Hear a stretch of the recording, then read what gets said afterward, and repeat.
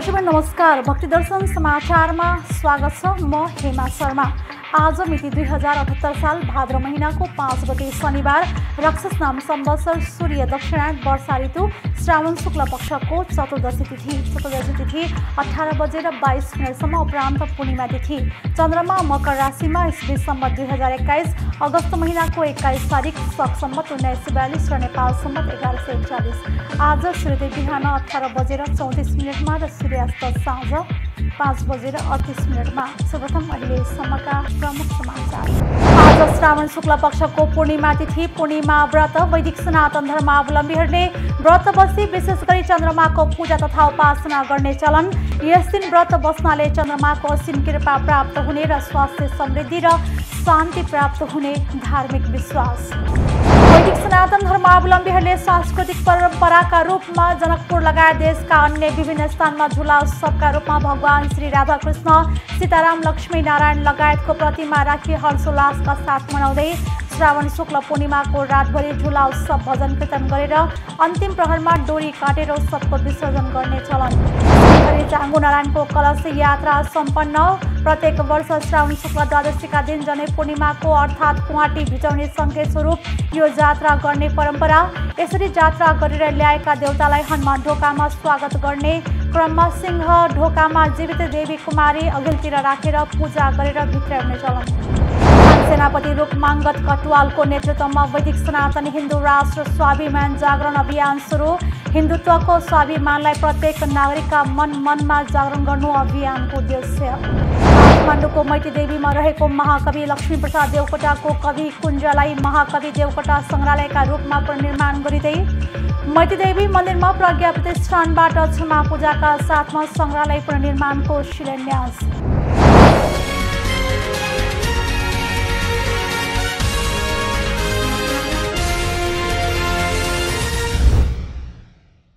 अब समाचार विस्तारमा।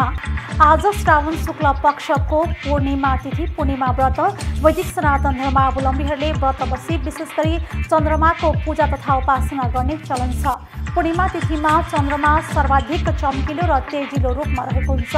यस दिन व्रत बस्नाले चन्द्रमाको असीम कृपा प्राप्त हुने र स्वास्थ्य समृद्धि र शान्ति प्राप्त हुने विश्वास छ। पूर्णिमाको दिन विशेष गरी भगवान शिव र नारायणको आराधना गरिन्छ। भगवान नारायणलाई गरिने विशेष अर्चनालाई सत्यनारायण पूजाको रूपमा गरिन्छ। सामान्यतया सत्यनारायण पूजा जहिले गरे पनि हुने कार्य भए पनि पूर्णिमाको दिनमा गरिने यस पूजाको फल अनन्त गुणा मिल्ने विश्वास गरिन्छ। वैज्ञानिक हिसाबले हेर्दा पूर्णिमाको दिन पृथ्वीमा गुरुत्व बलको प्रभाव धेरै रहने र यस दिन व्रत बसेर भगवानको नाम सुमिरन गर्दा आत्मशुद्धि हुने बताइन्छ। यस दिन व्रत बस्नाले मेटाबोलिक प्रक्रिया सुदृढ रहने, ग्यास्ट्रिक समस्याहरू हल भएर जाने र शरीरमा सकारात्मक ऊर्जा बढ्ने बताइएको छ। यस दिनको व्रत बिहान सूर्योदयको समयबाट साँझमा चन्द्रोदय भएसम्म गरिन्छ। कसैले निराहार र निर्जल बसेर यस व्रत लिने गर्दछन् भने कसैले एक छाक मात्र अलिनो खाना खाएर व्रत बस्ने गरेका छन्। साँझमा चन्द्रोदयपछि चन्द्रमाको दर्शन गरेर अर्घ दिएर पूजा आरतीसँगै व्रत समापन गर्ने परम्परा छ। वैदिक सनातन धर्मावलम्बीहरूले झुला उत्सव धुमधामका साथ मनाइरहेका छन्। सांस्कृतिक परम्पराका रूपमा जनकपुर धाम लगायत देशका अन्य विभिन्न स्थानमा प्रायः मठ मन्दिर आदिमा झुला उत्सव धुमधामका साथ भगवान श्री राधाकृष्ण, सीताराम, लक्ष्मी नारायणको प्रतिमा राखी हर्षोल्लासका साथमा भजन कीर्तन झाँकी आदि गरेर मनाउने परम्परा छ। श्रावण महिनाभर झुलो उत्सव मनाउने गरिए पनि विशेष रूपले श्रावण शुक्ल तृतीयादेखि पूर्णिमासम्म मनाइन्छ। यस अवधिमा झुलाका लागि सिंहासनको निर्माण गरी सजाइएको गद्दीमा सीताराम, राधाकृष्ण, लक्ष्मी नारायण मूर्ति राखी झुलाउने गरिन्छ। झुला उत्सवको पहिलो दिनलाई मणि पर्वतको झुला भनिन्छ। सो दिन जनकपुर धाममा 52 कुटीबाट डोलामा सीतारामका मूर्ति राखी रङ्गभूमिमा ल्याएपछि जानकी मन्दिरका महन्तद्वारा सुरुवात गरिन्छ। जनश्रुति अनुसार सीताको माइतीमा दाइजोका रूपमा प्राप्त मणिहरू महलमा राख्ने ठाउँ नपाई बाहिर राख्दा पहाड नै भएको थियो। त्यसैको स्मृति स्वरूप झुला उत्सवको प्रारम्भमा रङ्गभूमिमा आज पनि मणि पर्वत मनाउने परम्परा रहेको छ। मणि पर्वत झुला उत्सवका दिन जानकी मन्दिर, राम मन्दिर र लक्ष्मण मन्दिरका मूर्तिलाई एकै ठाउँमा राखी झुलाउने गरिन्छ। सो दिन श्रद्धालुहरूको सहभागिता अधिक हुने गरेका कारण रङ्गभूमिमा मेलाको रूप दृष्टिगोचर हुन्छ। झुला उत्सवको सुरुवात सन्त परम्पराको प्रारम्भदेखि नै भएको मानिन्छ। सन्तहरू खुला चौरमा अथवा कुनै रुखको छहारीमा बास बसे पनि आफ्नो झोलामा श्रद्धाका साथ ल्याइएका शालिग्रामलाई आसनमा राखी झुलाउने गर्दथे। सम्भवतः यो परम्परा त्यसै बेलादेखि सुरुवात भएको अनुमान गरिन्छ। सन्त सम्प्रदायको गढ मानिने अयोध्या र कृष्ण सम्प्रदायको गढ मानिने वृन्दावनबाट नै झुला जनकपुर धाममा आएको बताइन्छ। यो उत्सव जनकपुर धाम एवं यस क्षेत्रका प्रत्येक मठ मन्दिरमा मनाइए पनि जानकी र राम मन्दिरमा विशेष किसिमले मनाइन्छ। जनकपुर धाममा झुला उत्सवको प्रारम्भ जानकी मन्दिरका आदि महन्त सूर्यकिशोर दासबाट भएको कथन पनि छ। दासको आगमनको समय सन् 1730 मानिन्छ। जनकपुर स्थित लक्ष्मण मन्दिर, दुलहा दुलही, रत्नसागर, रसिक निवास र अग्निकुण्ड मन्दिरको झुला उत्सव पनि लोकप्रिय रहेको छ। मठ मन्दिरका अतिरिक्त कतिपय श्रद्धालुहरूले आफ्ना घरमा समेत भगवानलाई झुलामा राखी झुलाउने गरेको पाइन्छ। यस अवसरमा विविध प्रकारका भजन, कीर्तन, गीत, नाचगान आदि गरी मनोरञ्जन गरिन्छ। यसको समाप्ति श्रावण पूर्णिमाका दिन हुन्छ। पूर्णिमाको रातभरि झुला झुलाइन्छ तथा अन्तिम प्रहरमा डोरी काटेर यस उत्सवको विसर्जन गरिन्छ। श्रावण शुक्ल पक्षको एकादशीदेखि पूर्णिमासम्म झुला महोत्सव प्रतिवर्ष हामीले गर्ने गरेका छौँ र यसै क्रममा हामीले यस वर्ष पनि यो जटिल अवस्था भए तापनि आन्तरिक रूपमा हामीले गरिरहेका छौँ र यहीँबाट सबैलाई त्यो जानकारी गराइरहेका छौँ। र पुत्रता एकादशीको दिनदेखि, किनभने भगवानलाई झुलामा पद्मपुराणमा बताइएको छ र पद्मपुराण उत्तरखण्डमा भनिएको छ। त्यहाँ दोलोत्सव भनेर वर्णन गरिएको छ, जसलाई वैष्णव खण्ड भनिन्छ। त्यहाँ दोलोत्सवको वर्णन छ। भगवानलाई दोलामा राखेर अर्थात् झुलामा राखेर भगवानलाई झुलाउनु भन्ने त्यसको विधानहरू, नियमहरू, पूजा विधानहरू सम्पूर्ण त्यहाँ बताइएको छ। कस्तो कस्तो किसिमले चाहिँ भगवानलाई त्यहाँ आराधना गर्ने। भगवान यानस्थम केशवम दृष्ट्वा दोलारूढम च माधवम रथस्थम केशवम दृष्ट्वा पुनर्जन्म न विद्यते भनिएको छ कि भगवान यानमा विमानमा रहनुभएको भगवान र रथमा रहनुभएको केशव र दोलारूढम च माधवम, दोलामा अवस्थित झुलामा अवस्थित भगवान माधवको दर्शन गर्नाले पुनर्जन्म हुँदैन, फेरि यो संसारमा जन्म लिनु पर्दैन भन्ने त्यस्तो प्रमाणहरू शास्त्रमा भेटिन्छ। पद्मपुराणमा विशेष गरेर दोलोत्सवमा यो धेरै व्याख्या गरिएको छ, एक अध्याय भरमा नै। त्यसमा भनिएको छ कि भगवानलाई झुलामा राख्नु र झुलामा राखेर लक्ष्मीजीको साथमा अर्थात् राधाजीको साथमा भगवान कृष्ण यस्तो किसिमले चाहिँ भगवानलाई विराजमान गराउनु र अनि दामोदर भगवानलाई त्यहाँ चाहिँ झुला उत्सव गर्नु। त्यसरी भनिएको छ, ओम दोलारूढाय विद्महे वासुदेवाय धीमहि तन्नो दामोदर प्रचोदयात्। यस प्रकारको दोला गायत्री पनि त्यहाँ बताइएको छ र भगवानलाई अर्घ्य प्रदान गर्नु भनेर भनिएको छ। र त्यहाँ भगवानलाई यस्तो किसिमले त्यहाँ विराजमान हुन्छ कि झुलाको महत्त्व के हो। अयोध्या वृन्दावनमा झुलाको ज्यादै महत्त्व छ भनेको अयोध्यामा जानु त झुला दर्शन गर्नको लागि जानु, झुला जताततै झुला लागेको हुन्छ र वृन्दावन जानु त झुलाको मौसममा जानु अत्यन्त रमणीय हुन्छ र एउटा व्यापक भगवान अहिले नै साक्षात् भगवान यही हुनुहुन्छ कि भन्ने भावना हुन्छ। रामनवमीमा अयोध्यामा जाँदा र वृन्दावनमा त्यस्तै झुला, होली आदिमा जाँदाखेरि अत्यन्त त्यो होली उत्सव इत्यादिको चाहिँ विशेषता छ। त्यस्तै प्रकारले त्यो झुला महोत्सवको पनि विशेषता छ। त्यो झुला महोत्सव दर्शन गर्न यहाँदेखि वृन्दावन पुग्नुपर्ने, अयोध्या पुग्नुपर्ने त्यो विषयलाई चाहिँ त्यसलाई चाहिँ हाम्रा आचार्यहरूले प्रत्येक ठाउँमा नित्योत्सवै र मन्दिरम भनेर हाम्रो पाञ्चरात्र आगम वैष्णव आगमहरूमा भनिएको छ। र के बताएको छ, नित्य उत्सवहरू हुनुपर्दछ भगवानका।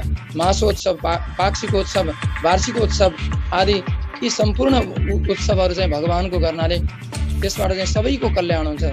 यतिसम्म कि सम्पूर्ण नगरवासीहरू, ग्रामवासीहरू र देशमा बस्नेहरू सबैको मङ्गल होस्, सबैको कल्याण होस् भन्नका निमित्त जहाँ पनि भगवान विराजमान हुनुहुन्छ र जहाँ प्रतिष्ठित रूपमा चाहिँ विधि विधानले भगवानको पूजा आराधना हुन्छ भने त्यस क्षेत्रमा रहेका वरिपरि रहने सम्पूर्ण जीवात्माहरूको मनुष्यहरूको मङ्गल हुन्छ भनेर बताइएको छ।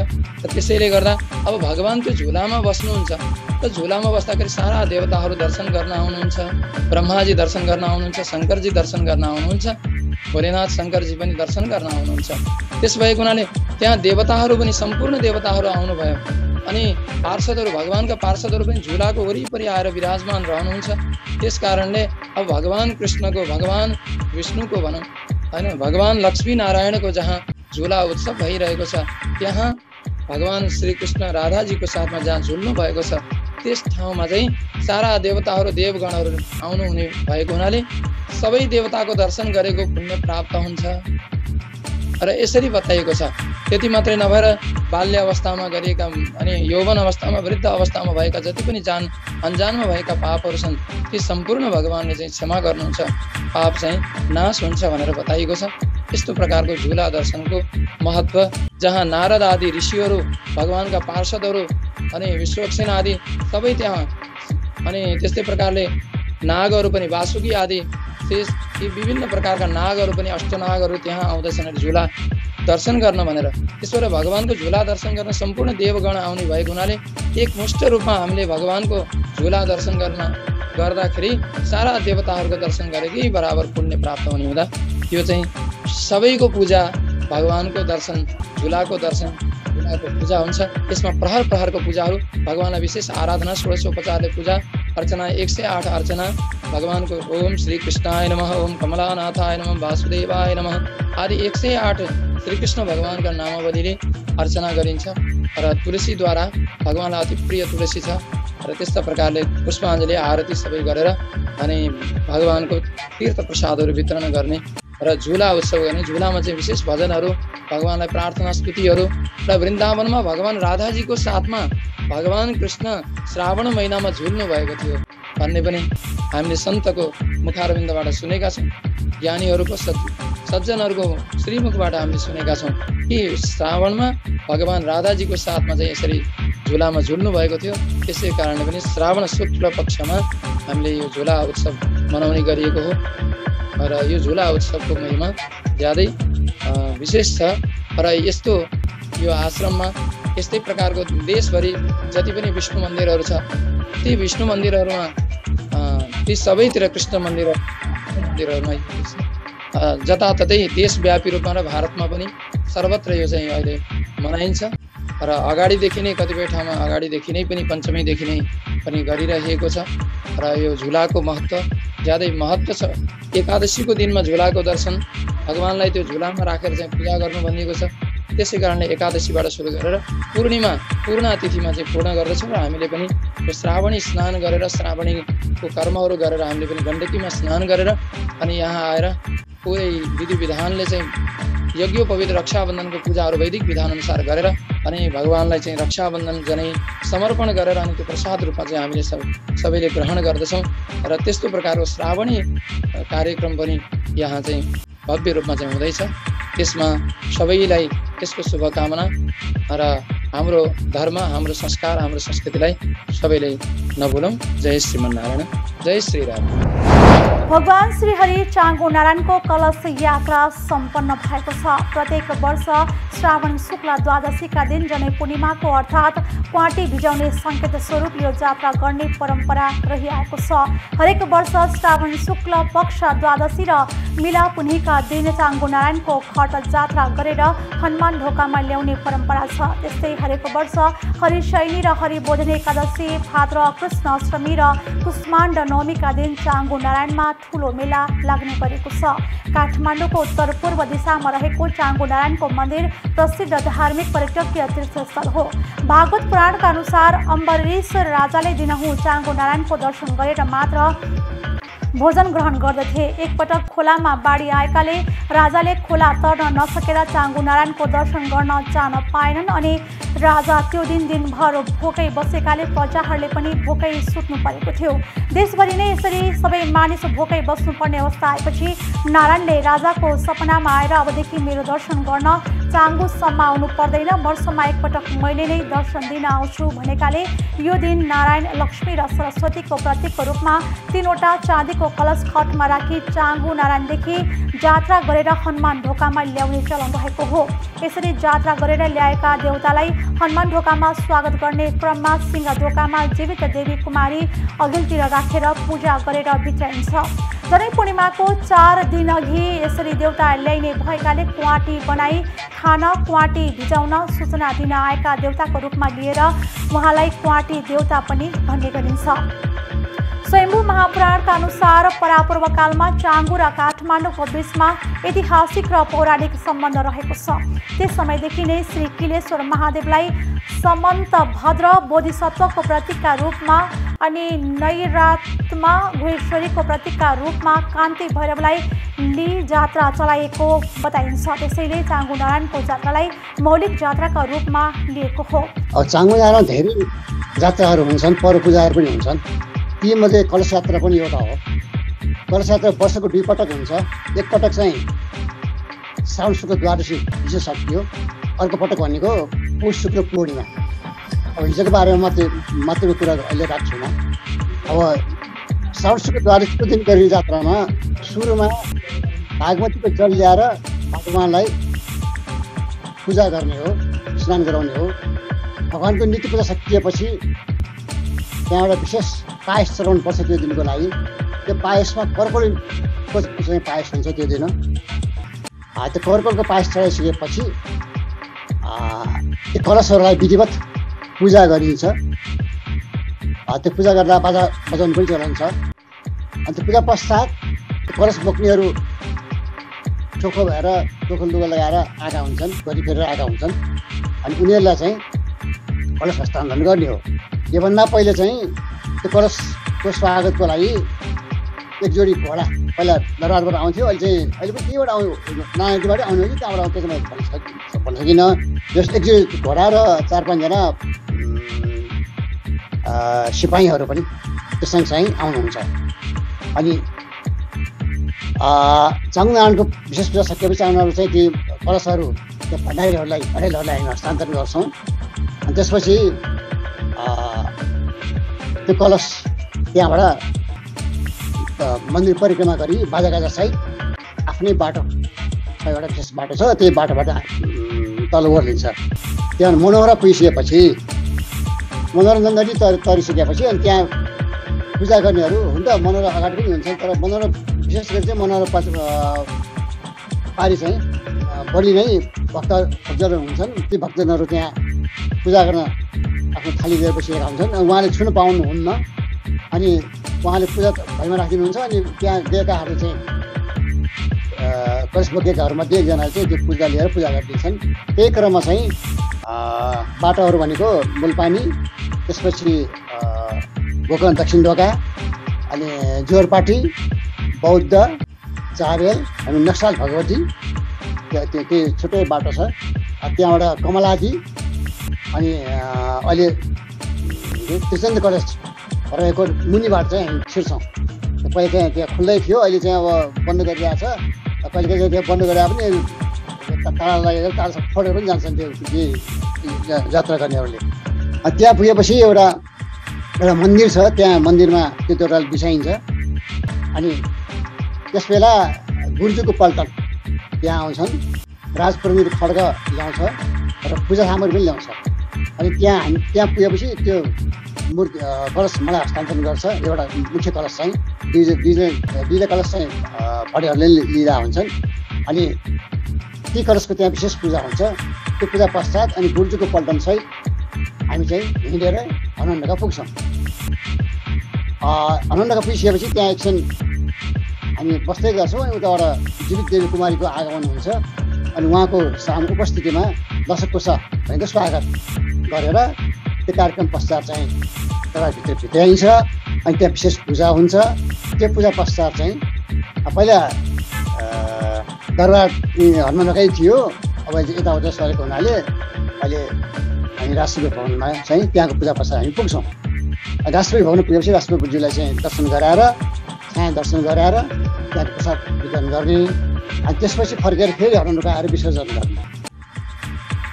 यति गरिसकेपछि अनि त्यहाँबाट हामी चाङ्गुनार नै फेरि फर्कन्छौँ।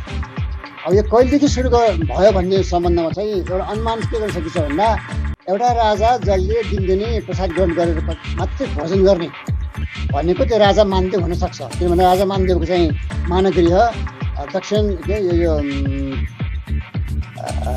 गोकर्ण नजिक मानिएको हुनाले गोकर्ण चाङ्गो धेरै नजिकको ठाउँ भयो, त्यहाँ घोडा चढेर आउन सक्ने भयो। उहाँले घोडा चढेर त्यहाँ आउनुभयो र दिनदिनै भगवान् नारायण दर्शन गरेर मात्रै भोजन गर्ने हुनाले त्यही क्रममा चाहिँ हिजोको दिन भनौँ श्रावण शुक्ल द्वादशीको दिन आउनु हुँदाखेरि निकै खोलाबारी आएर त्यो बिचमा मनोहर खोला पर्छ, नजिक पर्छ। निकै खोलाबारी आएर उहाँले तर्न सक्नु भएन र दिनभर जस्तो बस्नुभयो। सायं भइसक्यो, राजा हो, भोक लाग्यो, थकाइ लागिसक्यो, तर्न सक्ने भएन। अनि त्यही बस्दा आँखा लोला निन्द्रा आयो उहाँलाई। त्यसपछि त्यही निन्द्रा त्यही दौरानमा चाहिँ यसै दुःख गरेर यहाँसम्म आयो पर्दैन, तिमी म कहीँ आउँछु, तिमी कहीँ म आउँछु र अब जात्रा चलाऊ भनेको सपना देखिएपछि अनि उहाँले जात्रा चलाउनु भएको भन्ने कुरा चाहिँ चलनचल्तीमा छ। त्यस कारण हामी राजा मानदेवदेखि नै चलेको भन्ने हामी अनुमान गर्न सक्छौँ। र त्यहाँ अब चढाइने जुन कर्कलो हो त्यसमा एउटा अर्को पनि के कुरा चलेको छ भन्दा इतिहासमा चाहिँ एकपटक चाहिँ मल्लकालमा यता उपत्यकामा चाहिँ सायद ठुलो महामारी चलेको थियो। त्यो महामारीले गर्दा चाहिँ धेरै मान्छेहरू जिते। अनि त्यहाँ ज्योतिषहरूले चाहिँ यो महामारीलाई साम्य पार्नको लागि कर्कलोको खिर चढाएर बनाएर भगवान्ले अर्पण गरियो र त्यो प्रसाद ग्रहण गरियो भने त्यहाँबाट हामी त्यो समस्या समाधान हुनसक्छ है भनेको हुनाले त्यसको लागि चाहिँ कर्कलको खिर चढाइयो भन्ने कुरो चाहिँ इतिहासतिर पाइन्छ। अब त्यसमा एउटा के हामीले अनुमान गर्न सक्छौँ भन्दा एउटा कर्कल भनेको त एउटा सामान्य किसिमको साग मान्छौँ हामी र कुनै पनि जात्रा चलाउनलाई चाहिँ धेरै ठुलो भड्किलो चाहिँ खर्च गर्नु पर्दैन। हाम्रै गाउँठाउँ भएको आफ्नो बारीमा भएको कर्कलले पनि काम लाग्छ। त्यो कर्कल पनि अवहेलना नगर र कर्कल पनि एक किसिमको पौष्टिक आहार हो। त्यसलाई वर्ष एकपल्ट भए पनि खाऊ है भनेर खाएको पनि हुनसक्छ। यस्तो यति चाहिँ महत्त्वपूर्ण चिज रहेछ कर्कलको भनेको त्यस्तो चाहिँ हुन सक्छ। पूर्व प्रधान सेनापति रुखमाङ्गद कटवालको नेतृत्वमा हिन्दू राष्ट्र स्वाभिमान जागरण अभियान सुरु गरिएको छ। व्यक्ति व्यक्तिमा हिन्दू भाव जागरण गर्दै समाजमा सुप्त रहेका स्वाभिमान उकास्न भन्दै जागरण अभियान सुरु गरिएको बताइएको छ। ललितपुरको एकान्तकुना स्थित केन्द्रीय कार्यालयमा आयोजित अभियान उद्घाटन कार्यक्रममा कटवालले हिन्दुत्वको स्वाभिमानलाई प्रत्येक नागरिकका मनमा जागरण गर्नु अभियानको उद्देश्य भएको बताउनु भएको छ। कार्यक्रममा राजनीतिक विश्लेषक देवेश झा, गुरुकुल शिक्षा परिषदका उपाध्यक्ष स्वामी केशवानन्द, शान्तिधामका मठाधीश स्वामी चतुर्भुजाचार्य र हिन्दू स्वयंसेवक सङ्घ नेपालका कल्याण कुमार तिमिल सिन्हाले हिन्दू धर्मको बारेमा कुरा राख्दै जागरण अभियान सांस्कृतिक अभियानको रूपमा अघि बढ्ने बताएका छन्। काठमाडौँ महानगरपालिका 30 मैतीदेवीमा रहेको महाकवि लक्ष्मीप्रसाद देवकोटाको कवि कुञ्जलाई महाकवि देवकोटा सङ्ग्रहालयका रूपमा पुनर्निर्माण सुरु गरिएको छ। बिहिबार नेपाल प्रज्ञा प्रतिष्ठानका कुलपति गङ्गा प्रसाद उप्रेतीले सङ्ग्रहालय पुनर्निर्माणको शिलान्यास गरेका छन्। शिलान्यास अघि मैतीदेवी मन्दिरमा प्रज्ञा प्रतिष्ठानबाट क्षमा पूजा समेत गरिएको थियो। नेपाल प्रज्ञा प्रतिष्ठानले महाकवि देवकोटा सङ्ग्रहालय पुनर्निर्माण गर्न लागेको हो।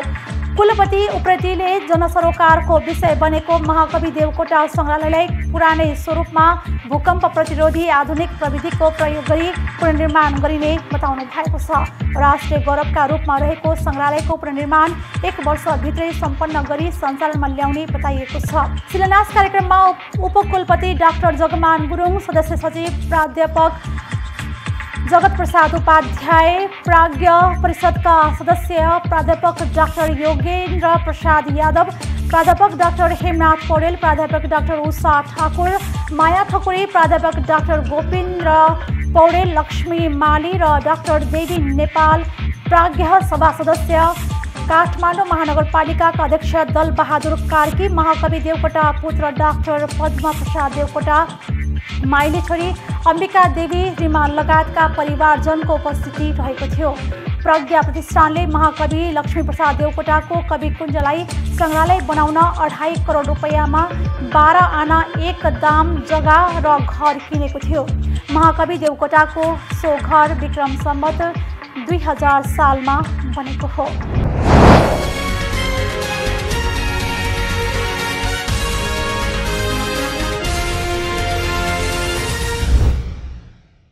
अहिले हामी भक्तिदर्शन समाचारको अन्त्यमा आइसकेका छौँ। जाँदा जाँदै प्रमुख समाचार पुनः एकपटक। आज श्रावण शुक्ल पक्षको पूर्णिमा तिथि, पूर्णिमा व्रत। वैदिक सनातन धर्मावलम्बीहरूले व्रत बसी विशेष गरी चन्द्रमाको पूजा तथा उपासना गर्ने चलन। यस दिन व्रत बस्नाले चन्द्रमाको असीम कृपा प्राप्त हुने र स्वास्थ्य समृद्धि र शान्ति प्राप्त हुने धार्मिक विश्वास। वैदिक सनातन धर्मावलम्बीहरूले सांस्कृतिक परम्पराका रूपमा जनकपुर लगायत देशका अन्य विभिन्न स्थानमा झुला उत्सवका रूपमा भगवान श्री राधाकृष्ण, सीताराम, लक्ष्मी नारायण लगायतको प्रतिमा राखी हर्षोल्लासका साथ मनाउँदै श्रावण शुक्ल पूर्णिमाको रातभरि झुला उत्सव भजन कीर्तन गरेर अन्तिम प्रहरमा डोरी काटेर उत्सवको विसर्जन गर्ने चलन। चाङ्गु नारायणको कलश यात्रा सम्पन्न। प्रत्येक वर्ष श्रावण शुक्ल द्वादशीका दिन जनै पूर्णिमाको अर्थात् कुवाटी भिजाउने सङ्केत स्वरूप यो जात्रा गर्ने परम्परा। यसरी जात्रा गरेर ल्याएका देवतालाई हनुमान ढोकामा स्वागत गर्ने क्रममा सिंह ढोकामा जीवित देवी कुमारी अघिल्तिर राखेर पूजा गरेर भित्राउने चलन। सेनापति रूपमांगत कटुवालको नेतृत्वमा वैदिक सनातन हिन्दू राष्ट्र स्वाभिमान जागरण अभियान सुरु। हिन्दुत्वको स्वाभिमानलाई प्रत्येक नागरिकका मनमा जागरण गर्नु अभियानको उद्देश्य। काठमाडौँको मैती देवीमा रहेको महाकवि लक्ष्मीप्रसाद देवकोटाको कवि कुञ्जलाई महाकवि देवकोटा सङ्ग्रहालयका रूपमा पुनर्निर्माण गरिँदै मैती देवी मन्दिरमा प्रज्ञा प्रतिष्ठानबाट क्षमा पूजाका साथमा सङ्ग्रहालय पुनर्निर्माणको शिलान्यास। दर्शन समाचार यति नै। सामाजिक सञ्जाल मार्फत हामीसँग जोडिनका लागि फेसबुक तथा ट्विटरमा लाइक तथा फलो गर्न सक्नुहुनेछ भने युट्युब मार्फत पनि हामीलाई प्रत्यक्ष हेर्न सक्नुहुनेछ। त्यस्तै कुनै सल्लाह सुझाव तथा प्रतिक्रिया भएमा भक्तिदर्शन@emountaintv.com मा हामीलाई पत्राचार गर्न सक्नुहुनेछ। धर्म, संस्कृति र संस्कारको संवाहक भक्तिदर्शन टेलिभिजन HD हेर्दै रहनुहोला। नमस्कार।